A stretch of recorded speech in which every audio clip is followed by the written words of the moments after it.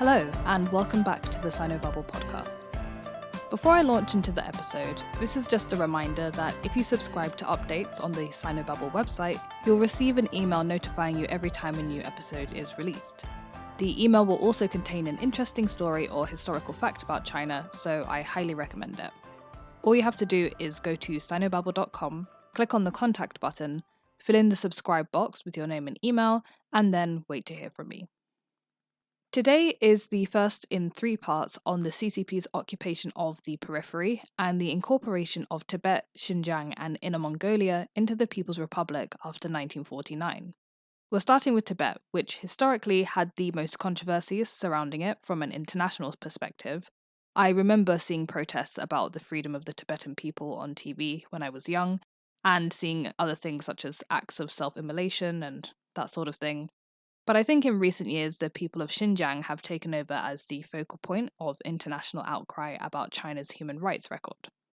In any case, we'll still start with Tibet, as it's a good introduction to how the CCP approached the question of the periphery and the idea of a unified China in general. When they were first thinking about how to define the new China, the CCP's original policy towards non-Han minority peoples in the farthest regions of the empire was that of self-rule. The original plan was that Tibet, Xinjiang, and Mongolia, which at this point included Outer Mongolia, but we'll get there, that all of these places would be given full autonomy as part of a sort of federal system, and then would decide for themselves if they wanted to join in with the rest of mainland China. This thinking was derived from the Marxist-Leninist idea of national self-determination. In a piece entitled The Right of Nations to Self-Determination, Lenin wrote, quote, "If we want to grasp the meaning of self-determination of nations, not by juggling with legal definitions or inventing abstract definitions, but by examining the historico-economic conditions of the national movements, we must inevitably reach the conclusion that the self-determination of nations means the political separation of these nations from alien national bodies and the formation of an independent national state.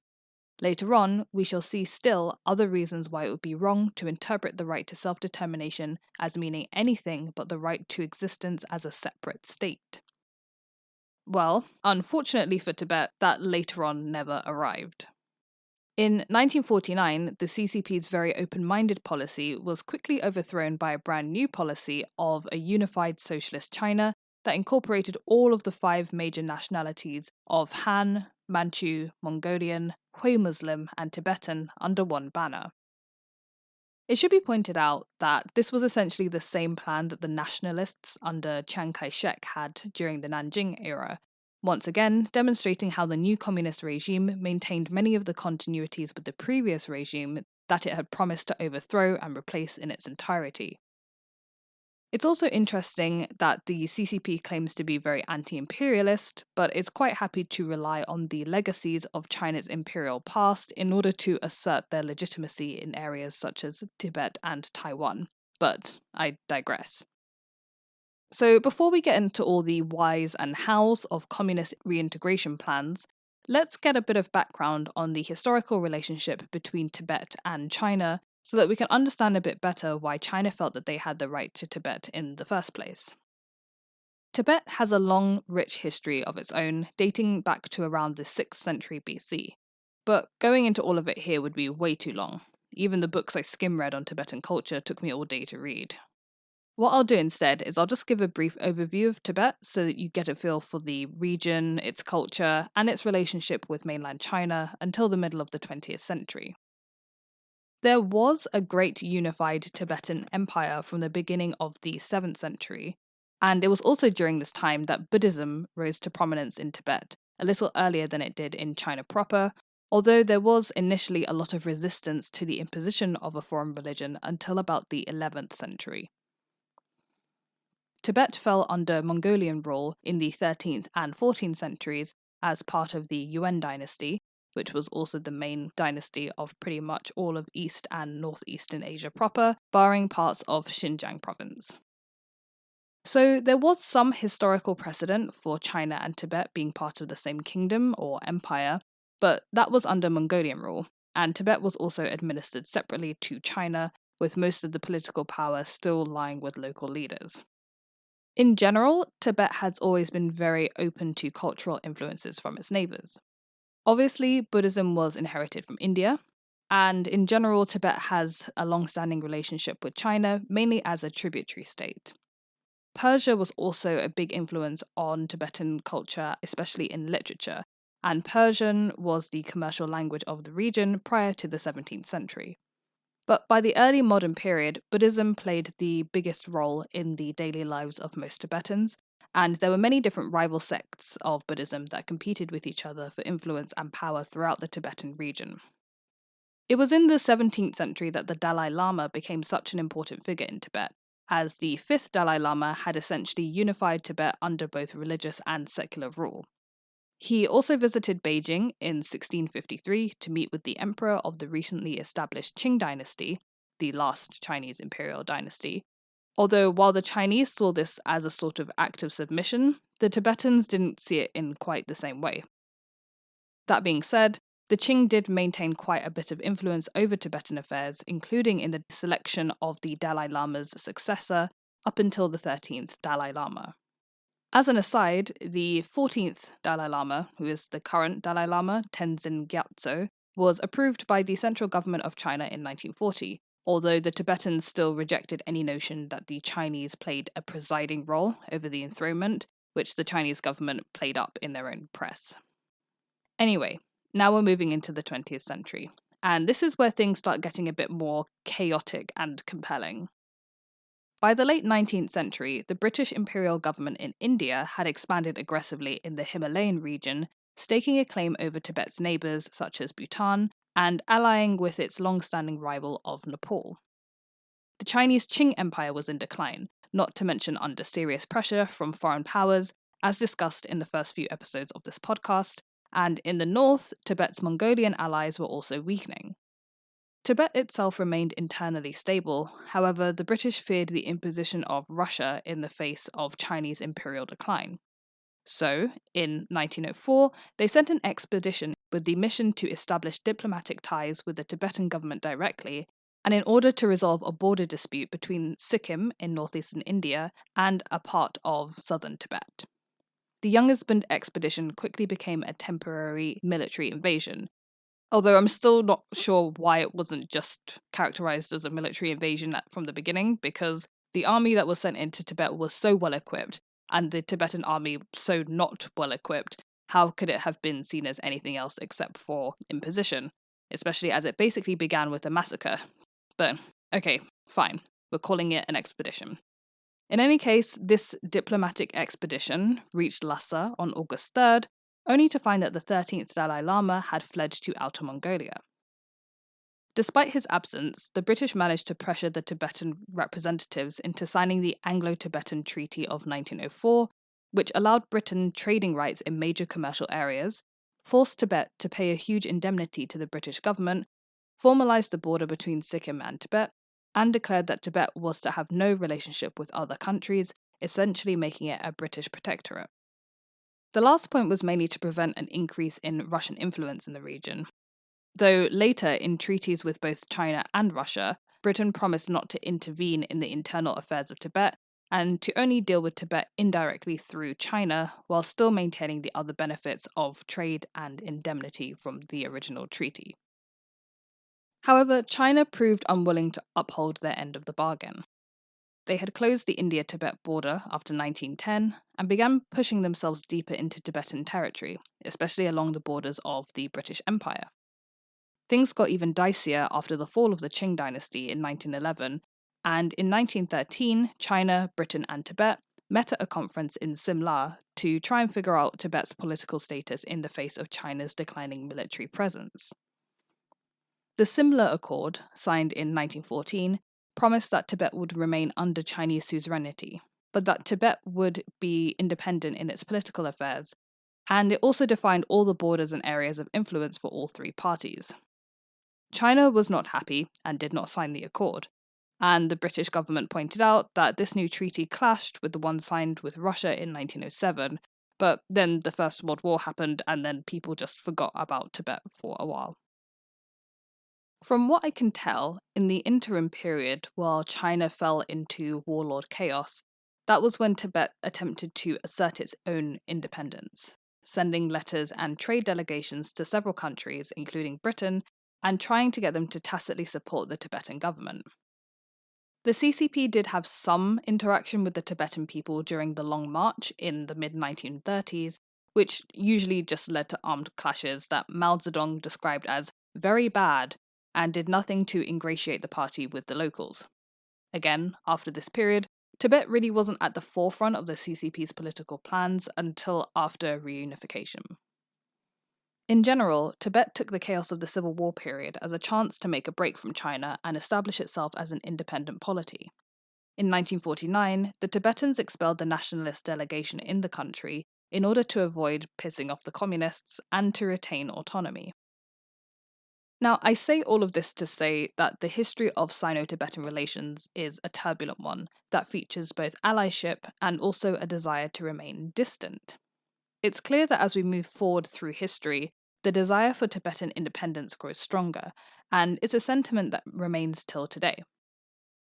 As to why Tibetan people feel they should have independence from China, it's important to note that the Tibetan people see themselves not only culturally distinct from the Chinese, but also ethnically distinct. An article published in Pacific Affairs in 1960, titled The Tibetan Self-Image, relates a conversation with the eldest brother of the Dalai Lama on the central question of what it means to be Tibetan. He identifies not only culture, in which Tibetan Buddhism plays a huge part, but also language, eating customs, lineage or race, and geographical homogeneity, which also constitutes a sense of pride at living on the roof of the world. But, the author notes, the concept of nationalism or nationhood is conspicuous in its absence, reflecting the fact that in the past, the Tibetan people have often been politically divided. The author asks the question what it is to be Tibetan, in order to understand what exactly the Tibetans were resisting in Chinese rule. But in doing so, he also discovered a key factor that allowed the Chinese to gain secure control over Tibet and turn it into a province after 1949. So now back onto liberation. The CCP's switch from a policy of self-determination to that of national unity essentially involved a sleight of hand.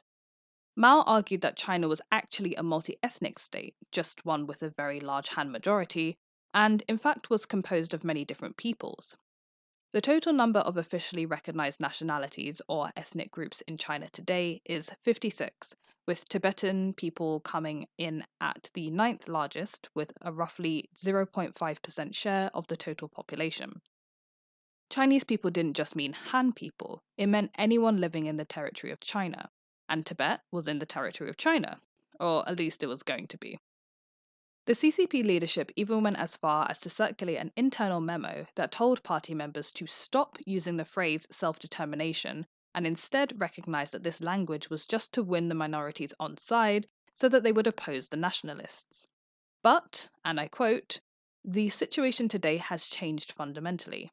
The reactionary reign of the Nationalist Party has already been overthrown, and the new China led by our party has been established. For the purpose of completing the great cause of unifying our country, and for opposing the plots by the imperialists and their lackeys to divide China's national unity, we should not emphasize this slogan on domestic nationality issues anymore, so as not to allow the imperialists and the reactionary elements among minority nationalities to use it to put us on the defensive." End quote. The CCP actually started planning the takeover of Tibet before the official founding of the PRC in October, mainly because they felt it would be a pretty clean and easy process. When the nationalists were on the brink of defeat in mid-1949, Mao advised Peng Dehuai to get ready to settle the Tibetan issue in the fall or winter of the next year.